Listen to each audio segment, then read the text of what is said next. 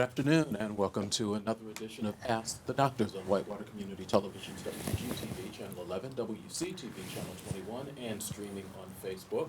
This program is also available on TV3 in Connersville. Thanks to John and his staff for helping us out and spreading this information to the community. Our doctors, back as usual. They're always here. From the Wayne County Health Department, Dr. David Jetmore. From Reed Health, Dr. Thomas Huth. Gentlemen, how are you today? Great, Fantastic. Good. Couldn't be better. Beautiful day. Okay, got some excitement. That's what I'm looking for. We always kind of start with okay, what's new this week? Dr. Huth, what's new this week? I think we're glad to see that the Wayne County numbers have been a little better in the last week or two, and Reed numbers are a little better. We'll get to that when we can review some graphics on it. The AstraZeneca trial resumed, in England anyway, after the short pause that they had. And, I think that we're excited about the future and kind of thinking about what comes after a vaccine is available and having all kinds of discussions about, well, does that mean we go back to life as normal right away, or what happens after a vaccine is here? Okay, we're talking about after the vaccine. That's a good way to start. You get to follow that one up. Well, Eric, the flu season started, and the way we know that is the doctors that work in the emergency room at Reed say, hey, the flu season has started. So, and we've already seen a patient who has had both COVID and the flu, which causes two problems. One is the two diseases are very similar, and it's hard to differentiate between the two.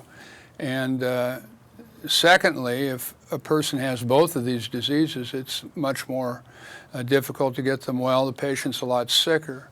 So that's kind of a segue into the fact that flu vaccine's arriving this month, and everybody should see about getting a flu shot from their doctor. I think we haven't received the flu vaccine at the Wayne County Health Department, but we'll be getting that shortly, and people can get vaccinated for the flu there.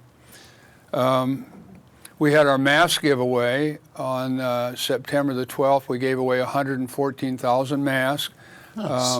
In the previous one, we gave away 260,000. So I'm assuming that's because people have plenty of masks, and not because they don't want to wear a mask. I think as I travel about Wayne County, I see people are wearing masks, people are accepting masks, and it's making a big difference here in the county.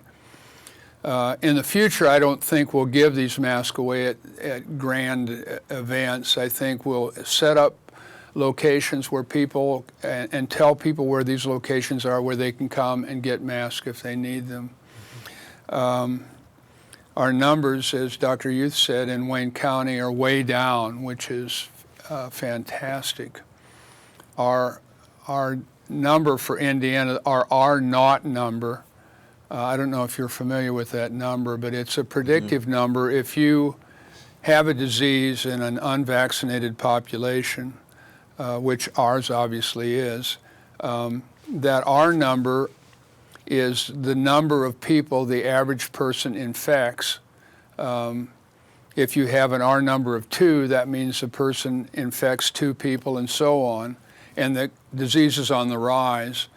If it's 1, then the disease is stable. If it's less than 1, you're infecting less than 1 person, then the disease is starting to dissipate. And the R number for Indiana a few days ago was 0.95. It was less than 1. So these are all good things. I think we're going to have a vaccine toward the end of December, early January, and I think we just need to hunker down with our mask and social distancing and stay safe until we get that vaccine. So that's the state of the county, Eric. Nice report. Thank you. You're welcome.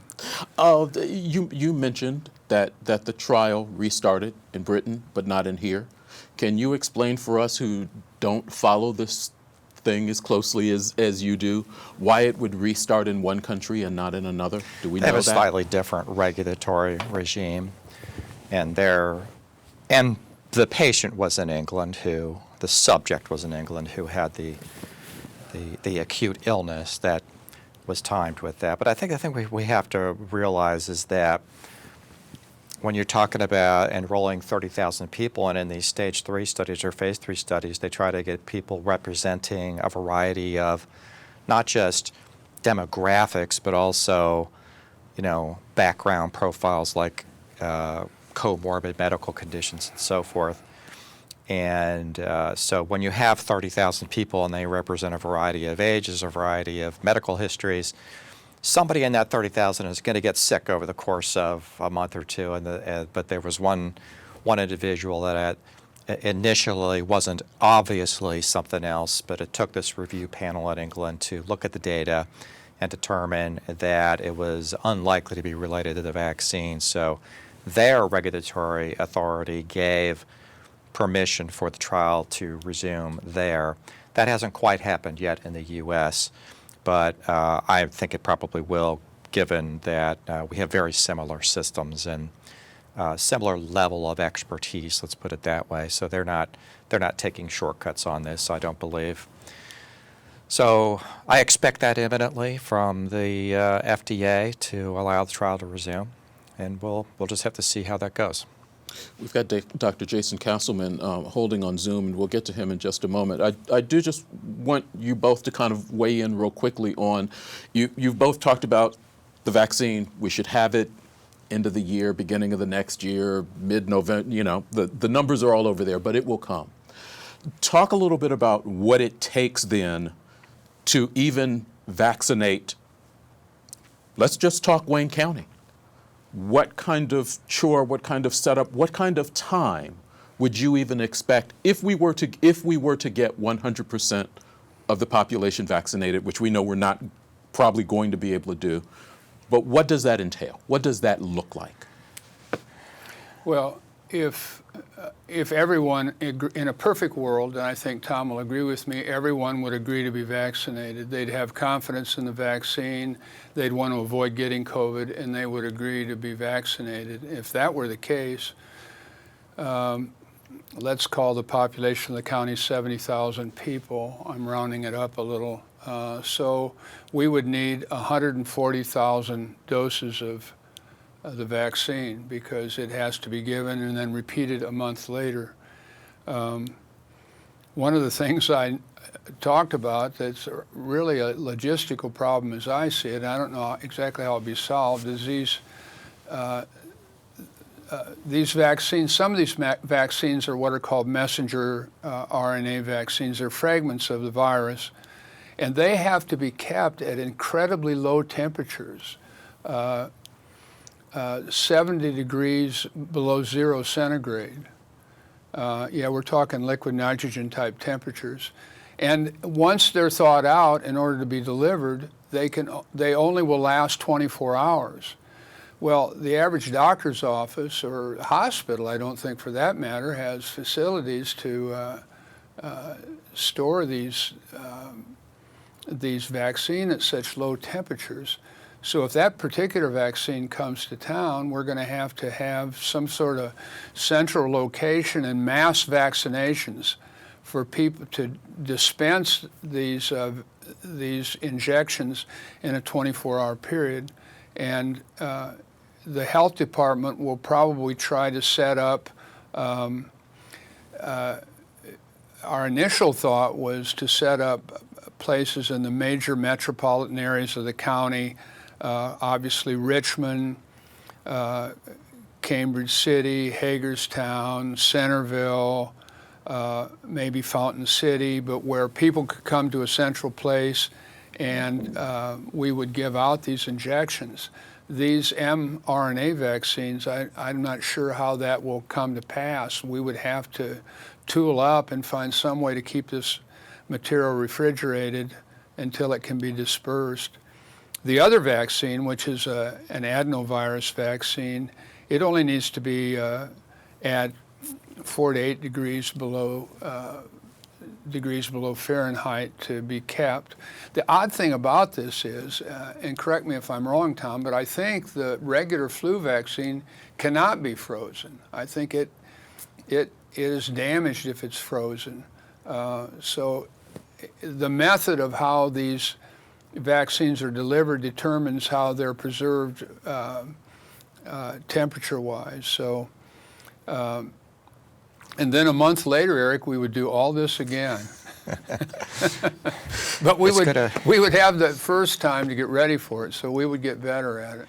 It's going to be a challenge. It will be a no challenge. question. But I think if there's a silver lining to it, it's that probably there will not be 140,000 doses of vaccine available to Wayne County on day one. You know, it's probably going to come in small amounts, dribs and drabs over time, and so I think that's a downside because we'd rather get as many people vaccinated as quickly as possible. But the silver lining, as I call it, is that it will give us maybe a little bit of time with smaller amounts to kind of hone the process and figure it out. There's been a lot of discussion this week. Not as much in the media, but behind the scenes in the scientific community about how to allocate the small amounts of vaccine that will initially be available.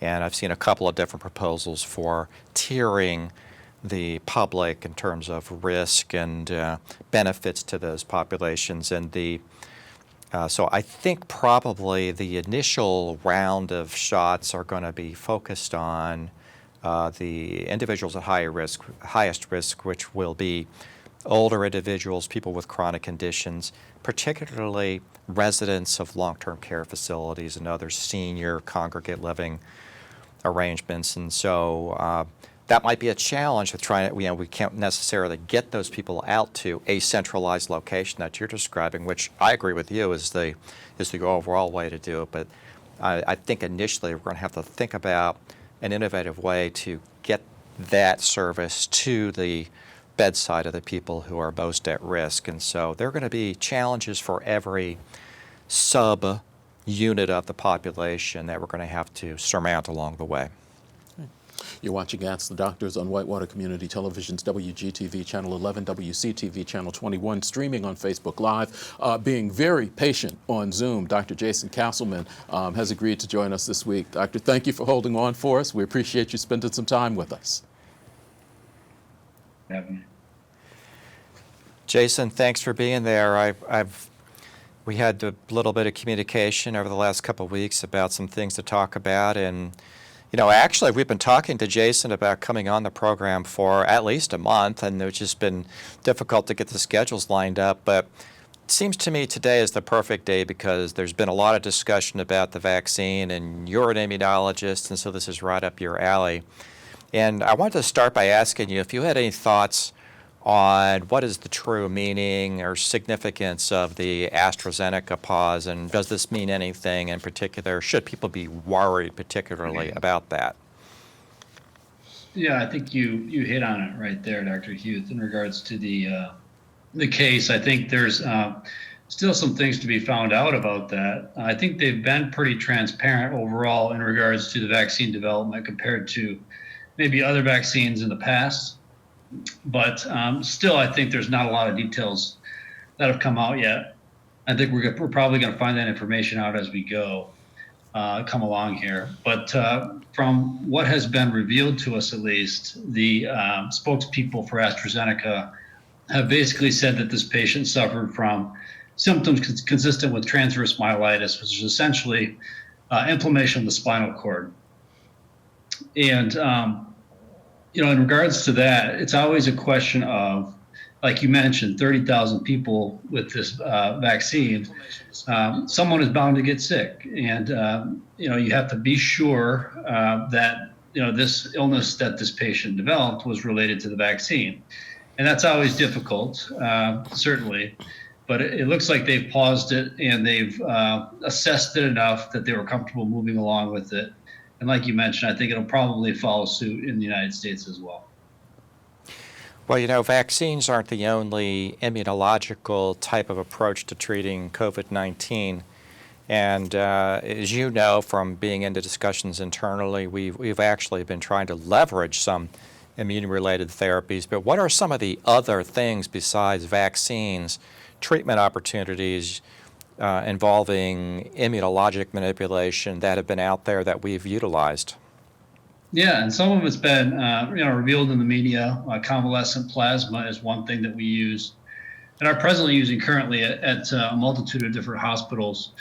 And convalescent plasma is essentially administration of serum from a previously infected COVID patient to a patient with a current COVID infection. So the idea is that we're transferring the antibody that would fight COVID in a patient that recently developed COVID from a patient that had previous prior infection. So that's been shown to be quite successful. That's being used more and more now after these studies have revealed themselves to be successful. A few other things that are actually being studied currently and are being used in certain centers, including IVIG, and that just basically means antibody administered through the IV form from blood donors. So hundreds of blood donors contribute antibody, some of which may be specific to COVID, theoretically, since the general population has been exposed to COVID, at least some of those patients.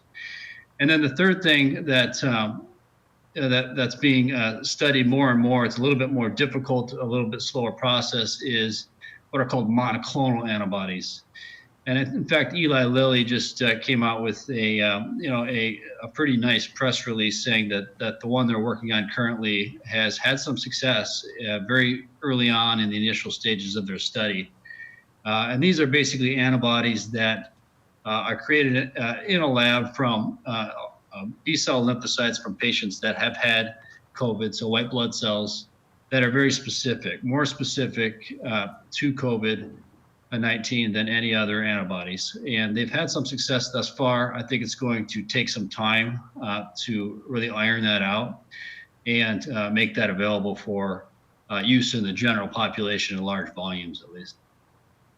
And now, you mentioned the monoclonal antibodies, and I heard Dr. Fauci say just the other day on actually it was a Harvard Medical School grand rounds that he did. He mentioned monoclonal antibodies, saying that he thinks that might be a good type of treatment for the early stage of illness. And so just as a reminder, we've talked about this before, but it's been a while. There's kind of a clinical spectrum or a timeline of illness with COVID-19, with serious illness that requires hospitalization. And initially there is the viral infection, which causes various symptoms, but the sickest patients actually have an illness that's more mediated by a runaway inflammatory system than it is by viral infection. And so Dr. Fauci mentioned it as an up-and-coming treatment that may be applicable early in illness to treat the viral infection before it can get to the stage of the runaway immune system. And I've always thought, Jason, that something like that would be very useful very early in treatment, and I was glad to hear Dr. Fauci mention that. Are there any products that we think are getting closer to development? Yeah, I mean, the convalescent plasma certainly is one of those things that we've been using, and it's always a sort of a catch-22 because you want to allocate resources for those that really need them the most, right? And certainly hospitalized patients that are sicker would qualify there. But some of these therapies have been shown to be more effective if we start them earlier on. So, when do you decide to administer some of these things, convalescent plasma, monoclonal antibodies, especially in a world where we're living with, certainly not enough for everyone to go around, so to speak. So, time will tell. And when we have these products more available, I think we'll be able to use them when we desire to use them. But right now, I think it's kind of difficult to decide when do we initiate therapy for some of these things that we just don't have enough of. Yeah. I wanted to ask you about other strategies that can sort of augment the immune system, and I think there has been some associational, observational type research that when people have had recent immunization, they may have less severe COVID disease should they come down with COVID-19. And I think some of our colleagues, particularly in pediatrics, are trying to leverage that kind of strategy. What do you think about the idea that getting other vaccines, whether it's measles, mumps, rubella for children, or whether it's potentially other vaccines that adults get, and we're about to start administering flu vaccine. Do you think there's anything behind the idea that that might activate the immune system enough to help impart some general immunity? Yeah, certainly. There's actual evidence and growing evidence actually that live attenuated vaccines, meaning live changed vaccines to other viruses, so including, you mentioned measles, mumps, rubella, even oral polio vaccines, and then BCG, which is the tuberculosis vaccine, can actually stimulate parts of the immune system to help protect patients from COVID-19 or other viruses in general. So yeah, there's been growing evidence. Again, we're continuing to research this. But certainly there's no harm in administering those other vaccines, certainly for those that are overdue, or even boosting the immune system with those vaccines. So I know there's one study ongoing with Bcg Viral Vaccine that they're administering it to all healthcare workers, just to basically see if it's going to stimulate the immune system enough where they provide some level of protection. I think we could probably safely say that it's not going to be 100% effective, but does it at least provide some degree of protection? I think there's really nice evidence that's showing that it may. And like I said before, there's really no downside to receiving those things if it can help in any way, shape, or form. Lastly, Jason, I want to ask you a couple questions about flu vaccine, the importance of getting it this year, and how to think about the flu vaccine in relation to COVID in that context, and can one augment the other? But what do you think about the idea of there being concerns about flu vaccine safety? As you know, we live in kind of a vaccine hesitant society. What's the reality about flu vaccine safety? Yeah, the reality is we should all be vaccinated to influenza. Certainly, getting vaccinated with influenza vaccine is not going to put you at a higher risk of developing COVID. If anything, it may be the opposite to some degree. But like Dr. Jetmore talked about, having both would not be pleasant, certainly. Not only that, but we talk about the limited healthcare resources right now we're stretched pretty thin. And so to eliminate influenza as a potential treatment, and we can really focus on those folks that really need help that have COVID-19. That's one more thing that we can eliminate. And so everyone should certainly get vaccinated. That's influenza. There's really no downside to that. All right. Well, thanks for being with us today, Jason. We'll let you get back to your important work, and you're a real credit to Reed and the community. And I think Jason's a great example of the great resources our small community has. So thanks, Jason. Have a great weekend. Thanks for being Thanks, with us, Dr. Jason. We like having smart people on our show, Jason. You're watching Ask the Doctors on Whitewater Community Television's WCTV, Channel 11. Dr. Thomas Huth from Reed Health, Dr. David Jetmore from Wayne County Health Department, here to take your questions, so let's give them a couple. There are no questions. You all don't want to sit here and answer my questions, do you? Do we have anything? I'm sure Ryan has a question or two. Recognizing that we are at the very beginning of our knowledge of the COVID virus, is there any data that shows that a nursing baby receives immunity from their mom? What are the rules at Reed on the mother-baby unit to keep everyone safe from COVID? I think we dealt with something like this a week or two ago, but always good to... I think it's actually a really smart question, because what it reveals is that the questioner understands that we have known for a long time that there's some level of immune protection that a baby gets by breastfeeding. It's one of the things that leads us to really encourage moms to breastfeed as opposed to bottle feed. And we know that that's the case for other diseases, and we expect that there to be some level of that for COVID-19, but I don't think anybody knows for sure at the moment just how much immunity is imparted by breastfeeding with COVID-19. And that would assume that mom has been exposed and is producing antibodies, which makes it hard to study now because the prevalence in society is so low, right? So, I mean, in general, I mean, there are significant numbers of people getting COVID-19, but in general, not that many. Now, what I can tell you is that we do know that there have been babies of COVID-positive moms who've gotten COVID-19, but it is almost certainly not due to breastfeeding. Rather, it's due to exposure around childbirth.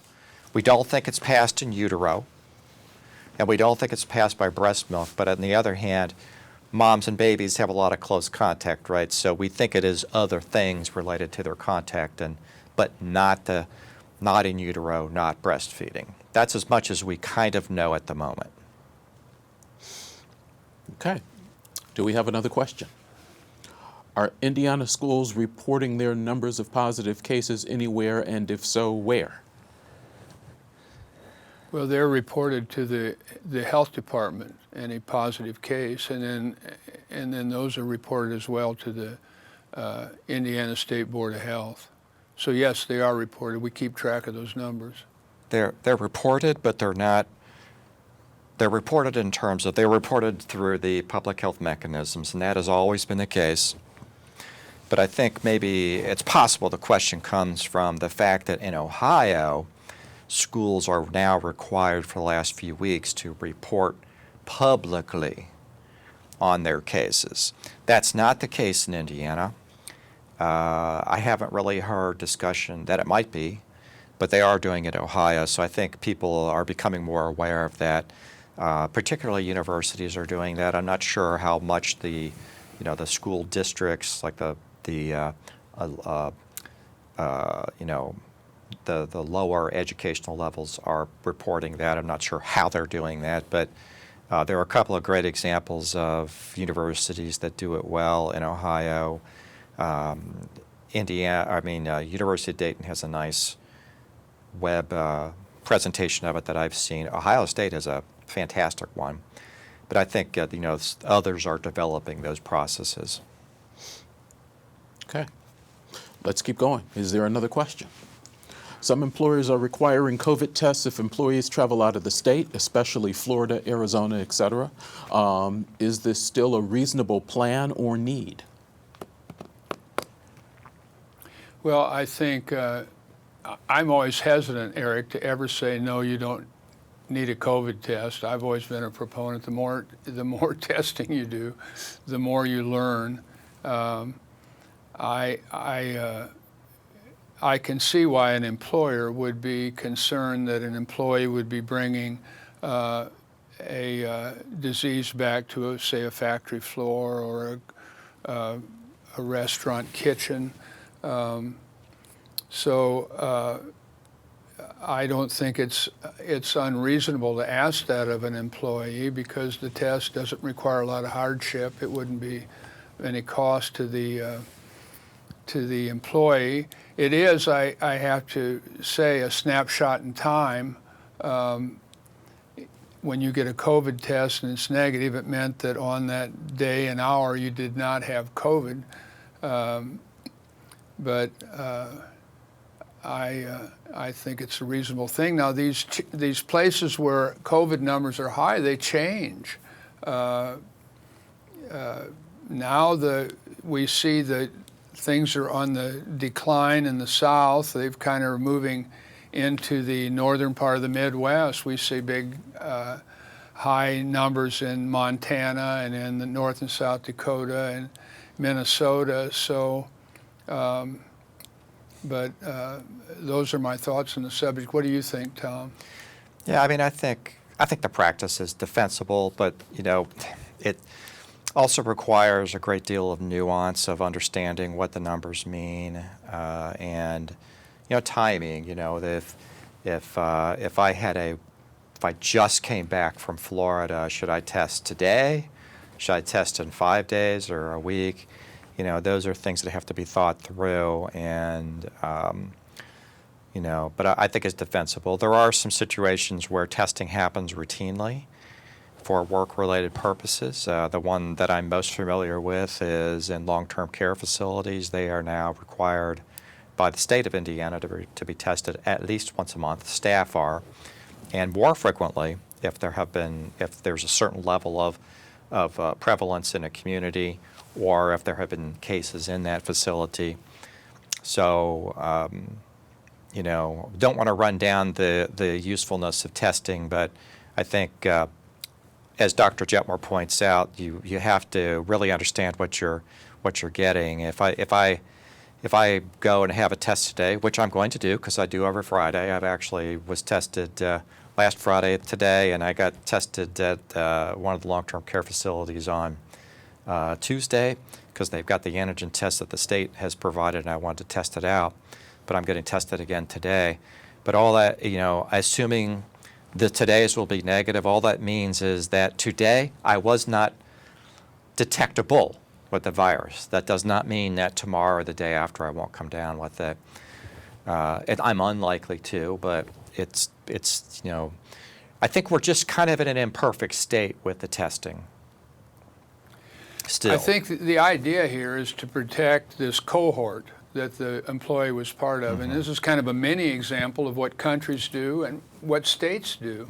I remember our practice was going to interview a young woman who was finishing up her residency, and we had to do this by Zoom because if she came here and was interviewed, she'd have to quarantine for 2 weeks in New York before she could return to work at the hospital where she was working. So you're right, Tom. These are imperfect ways to protect ourselves, but they're the only tools in our small little toolbox: testing and isolation. You're watching Ask the Doctors on WGTV Channel 11. Your questions are being taken on our Facebook page. Also, you can send us a tweet at WCTV Info. If you don't want to do it during the show, if you can't do it during the show, you can always send us questions ahead of time, and we will make sure to get those questions to the doctors. You can email those questions to us, by the way, WCTV@iue.edu. If you mark that down, send us a question during the week. We'll be sure to get it asked. If we've got another question, let's bring it up. With life getting back to what we knew as normal, i.e. sports, schools, theaters reopening, do you feel that people are relaxing their efforts to be safe? Interesting question. Probably. I think it's human nature, and we all, we all suffer from that human condition. When, the thing about if someone has COVID, they're in their home or they go to the hospital if they're really ill, that we don't see these people. And they're out of sight and therefore out of mind. And the other thing that happens is we have a behavioral fatigue that sets in. We get tired of wearing masks. We get tired of socially distancing. And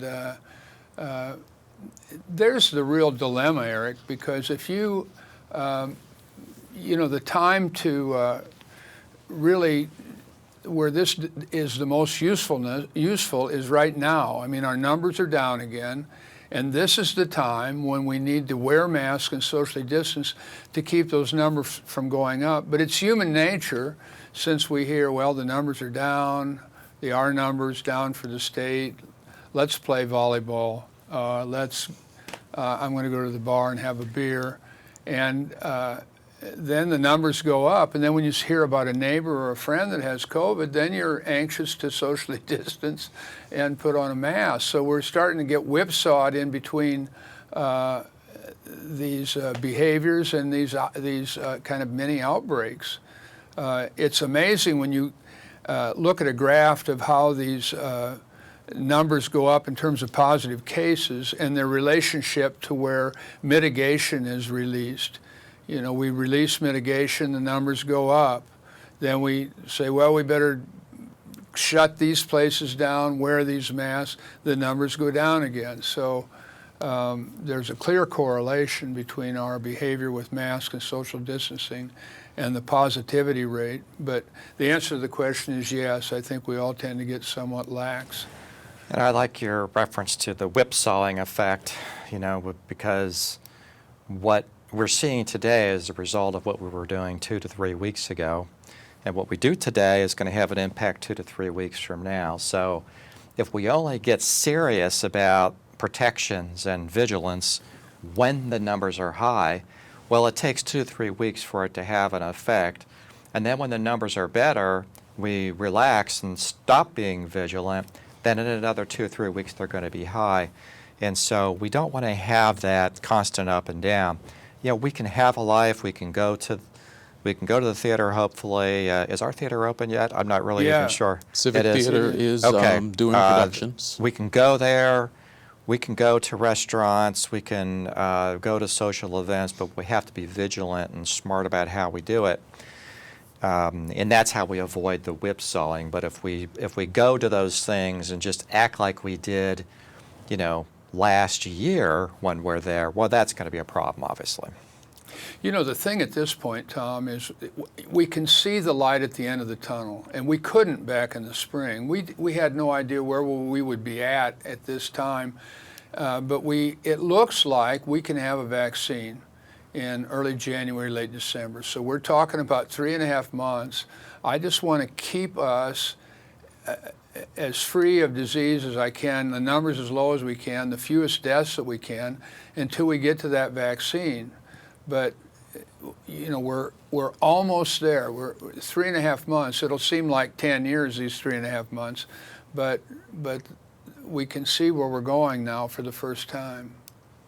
The light at the end of the tunnel that you're talking about, is it, in your mind, going to create a false sense of security for people? Because being vaccinated doesn't mean it still can't spread, doesn't mean we go back to handshaking, doesn't mean we go back. What is the balance between saying, yes, there is a life, but? Well, you make an excellent point, because if you and I stand 6 feet apart and wear masks, the chance of us getting COVID probably approaches zero. And a vaccine is not 100% effective. It's there was a famous. People have the flu. Get the flu shot and still get the flu. That's right. The flu shot often is 25 to 30% effective. The flu shot. We're hoping for a virus here that'll be 70% effective, and even higher, but at least 70. The World Health Organization said they would accept a vaccine that was 50% effective. So, if we're standing 6 feet apart and wearing our masks, we're not going to get this. If we sit at a bar and drink a beer together with having been vaccinated, there's a 25% chance one of us is going to get COVID from the other. So it's not going to, I think a lot of people thought, and I may have been one of those people, that we were going to find this vaccine, we were going to get injected, and life was going to return totally to normal. Well, it's becoming apparent that that's not the case. We're still going to have to be careful of large gatherings, socially distanced, hand hygiene, mask, until the number of people infected in the population falls to such a low level that it's safe to resume the life we knew back in December of 2019. It seems like 10 years ago. It seems like a long time ago. A long time ago. I think that the vaccine effectiveness question is an interesting one. There are vaccines out there that have nearly 100% effectiveness, defined as totally and completely preventing the disease. You know, it's, polio and measles and some others. They have a super high 100% effectiveness. Again, defined as I just said, completely preventing the disease. And that's how some diseases that were age-old scourges of civilizations have more or less effectively been eliminated from the world. But I think a coronavirus vaccine is probably going to be a little bit more like the flu vaccine in terms of the effectiveness levels. That's what we should go in expecting. And how does flu work? Well, the flu vaccine is anywhere from 30 to about 60%, totally 100% preventive effective, depending on the year, depending on what viruses are in circulation and what mutations have been introduced and how closely they've been able to get the vaccine to mimic the actually circulating viruses. So there are a lot of reasons for variation. Now you might say to yourself, well, in a 30% year, why should I even bother taking it? It's not very effective at preventing getting infection. The thing is well, first of all, you do start with that minimum level of likelihood of being totally prevented from getting infected. But even if you do get sick with the flu virus after having been infected, it's pretty clear that the severity of infection is lower than in somebody who's not been vaccinated at all. So there really is, we should go into it hoping that the COVID vaccine will completely prevent us being able to become infected. But if we do, then the severity of my illness will probably be lower. I think that will be a reasonable expectation.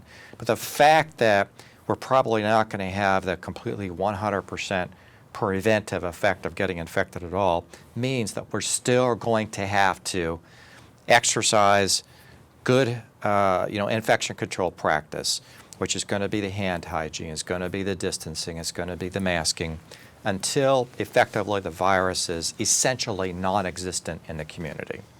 You had me until you said exercise.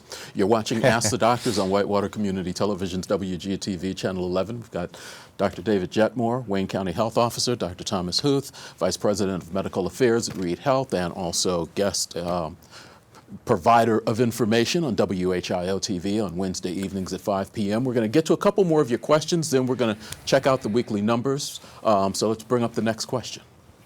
Are there any plans for, or has there been any discussion about mass vaccinations in Wayne County once the vaccine becomes available? Roll back to closer to the beginning of the show, but if you can tell us your thoughts on that again. Yes, a lot of thought's been given to this. There's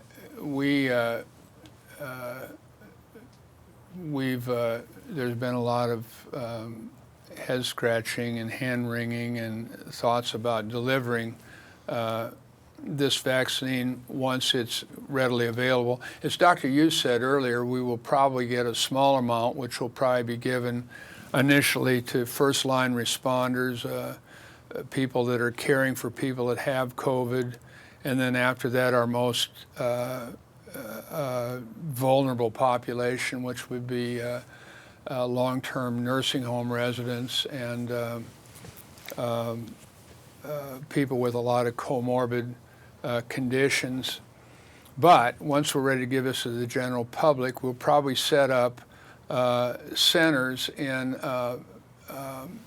towns throughout the county where people can gather and come in for their vaccination. We're going to have to mobilize, the health department, and I'm sure Reed Hospital will be involved. We'll mobilize a lot of nurses and physicians in order to make these events come to pass. But the public will be kept notified of this once we have a vaccine available to administer to the public. Not supposed to gather large gatherings of people, but we will for a vaccine. It will be a long conga line where everyone's 6 feet apart. Next question up, please. Has the reliability of testing gotten any better in the past months in regards to false negatives and false positives? Are saliva tests any better than the nasal swab test at this point?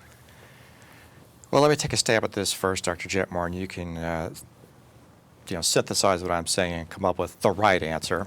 I think the reliability of testing hasn't really changed, but I think what What has changed is a couple of bits of understanding, and the second question in there kind of gets at this. There are versions of the PCR test that use saliva, and there's some evidence that that might actually be a little bit more accurate than the nasal swab, probably because the nasal swab test is a little bit more dependent on the technique of gathering the specimen. And so that there probably is a few percent higher sensitivity for the saliva test than the nasal swab test on that basis. But otherwise, they have about the same performance characteristics. Now, we also have antigen testing that's being done. That's a different technology than PCR. And there is some thought now being expressed in the scientific literature that maybe for some circumstances that's a preferable test because, we know that the PCR test could be positive for a long period of time afterward, a large number of weeks. We've seen people be positive for 2 to 3 months, but they're not contagious all that time, and so having another test doesn't really help. They're not really contagious, and that informs some of the CDC guidance on when and whether to retest. But the antigen test looks like it actually is very good for detecting current contagiousness, so that if the antigen test is positive, you're very likely contagious now, and that when you become, when you get over the contagiousness part, the antigen test will go negative immediately. So I think that as what's evolving is some understanding of how to sort of strategically place the different testing technologies in our planning for how to test different situations better. The antigen test is being done at the long-term care facilities now. They're all being issued machines to do that. That's the test I had on, I said I did it on Tuesday. And it uses a different technology, but it was super quick. That's a definite advantage. And as I say, it probably is better at detecting current contagiousness than the PCR test is. I think you're right. I don't think the false positive or false negative rate for these tests has changed since their inception. But the one nice thing about the antigen test, as you point out, is its indication of infectivity. The nice thing about the saliva test is it just eliminates one more supply, a swab. And, right. I mean, basically you can take a sterile urine container and spit in it and test that. And this has changed. We didn't realize this at the beginning of this epidemic. We thought we had to go back along the floor of the nose and rub the nasopharynx in order to get the specimen we needed, but it's become obvious that the coronavirus is a lot more plentiful in the upper respiratory tract than we thought. You're watching Ask the Doctors. We've got about 10 minutes left. Let's check out, you were saying, both have said the numbers in Wayne County have gotten a little bit better. So Yeah. before we run out of time, let's take a look at those. Dr. Huth? Yeah, Brian, that's a perfect place to start. I have brought this in the past, but it's been a number of weeks, and these are calculated case fatality ratios based on the state publicly reported statistics. You can't get this by looking at the state website, but you can calculate it, and that's what I've done here.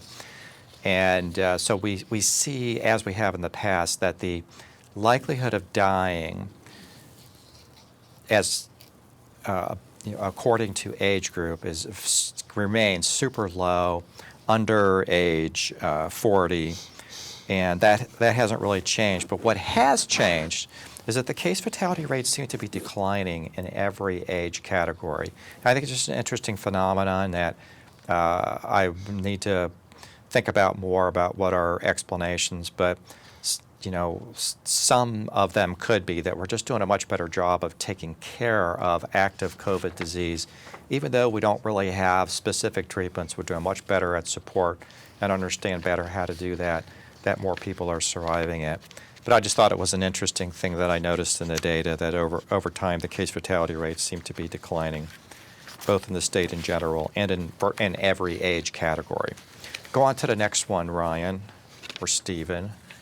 Yeah, you were looking there at the read numbers, and I brought the actual daily read numbers instead of an average daily numbers, because I think we can begin to see now that over the last 3 to 4 weeks, we have actually developed kind of a noticeable decline in the total numbers of COVID patients, both in the isolation areas and the lab positive patients, which is the red bar. Unfortunately, the numbers on ventilator have been pretty stable, not declining very much. Yesterday and the day before, we had 3 on ventilators. Today it's just 1. So, but at any rate, in general, the numbers are trending down somewhat, and that's good. Go on to the next one. These are the distribution by age grouping, and we've seen this before. Increases in the 10 to 19 age range, particularly probably related to schools, increase in the 40 to 49, which is probably their parents and other adult caregivers, and declines in the older age groups, which again is a good positive sign. And lastly, these are the Wayne County numbers. So these are the weekly numbers. They're aggregated by week. We had a big bump at the week ending September the 5th, and the week ending last Saturday, the 12th, it was down quite a bit from that, but still kind of in the range that it's been for the last number of weeks.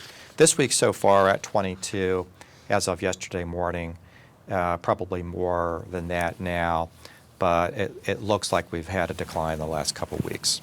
We're a good week and a half out past Labor Day. Yeah, there was some I'm glad concern you mentioned heading that. into that I weekend. wanted to say, well, I feel good about where we're at, but the problem is right now is about when we should be seeing a bump from Labor Day indiscretions, let's call them. So anything I say right now is tentative. We'll have to see what happens over the next week. We'll look at next Friday very carefully. Exactly. Okay. We've got a few minutes left. Let's see if we can get 1 or 2 more questions in before we're out of here for today. Am I considered a close contact if I have been wearing a mask around someone who has tested positive? Yes, if you've spent more than 15 minutes with that person and been within 6 feet of them, you are considered a close contact. Even wearing a mask? Yes. Because masks are not 100% effective, particularly we're not sure how, masks are less, they're not 0, but they're less effective for me from getting it from somebody else. They're more effective for an infected person to wear them. So, but there's no guarantee. So yeah, I think the current, as Dr. Jetmore says, the current understanding is that even if you're wearing a mask, you're a close contact. Hey, as an interesting aside, back in August, 460,000 people got together and conducted a maskless experiment to see what would happen. It's called the Sturgis Motorcycle meeting. And you missed that one, did you? They spent a couple weeks together. I did not ride out, Eric.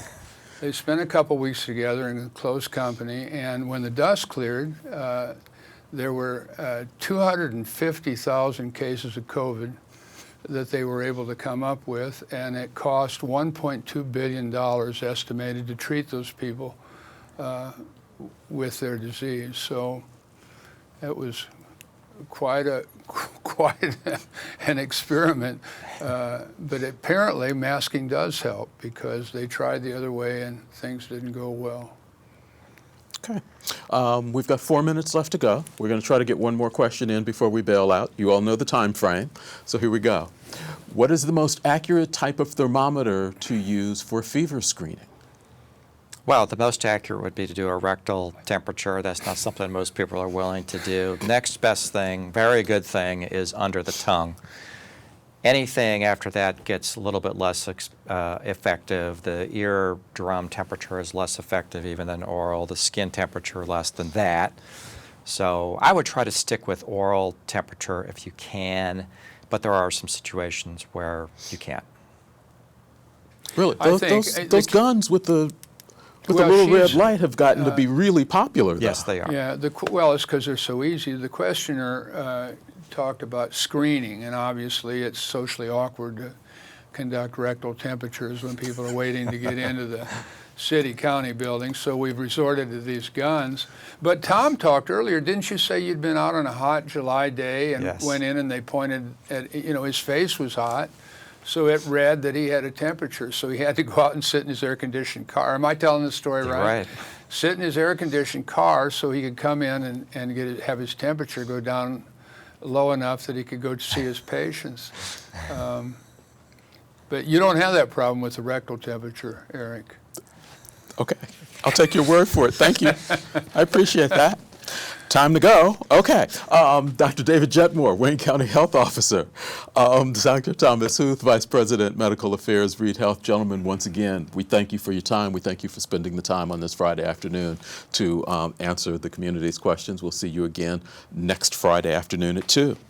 Haven't talked about it. We've talked about testing, but where is the question? So don't forget, COVID-19 community testing is secure, safe, and free, and available Monday through Friday, 8 a.m. to 6 p.m. at the old Elder Bierman site, 601 East Main Street. You can register there. The information is on the screen. Definitely go and do that. Lots of things that to still remind you of. Virtual Dementia Caregiver Support Group, if you are in need of that. It is available. You can register online. The information is there on the screen. The meetings are held the last Thursday of the month from 2 to 3 in the afternoon. The space is limited, so they do ask you to register early.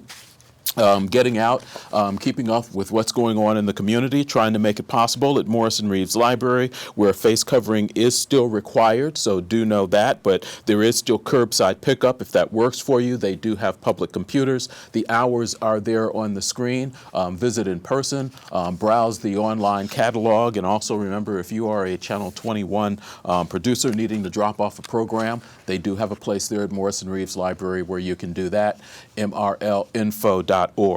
Richmond Farmers Market is going to be open every Saturday from 8 to 12, Jack Elstro Plaza. If you are uncomfortable going out and doing that or can't get out and do that, don't forget, you can shop the market online, farmersmarket.richmondindiana.gov. And the return of the games, 3 joyful days for ages 55 plus. September 22nd through the 24th, the Joy Games will be held at various locations throughout Richmond. For more information, you can find it there on the screen, a phone number, as well as lifestreaminc.org. Thank you very much for watching this week's Ask the Doctors on Whitewater Community Television's WGTV Channel 11, WCTV Channel 21, and streaming on Facebook. We'll be back again next Friday afternoon at 2 p.m. When we will have another guest. The president of Earlham College will join us next week. So until then, as always, I wish you well. Have a great weekend.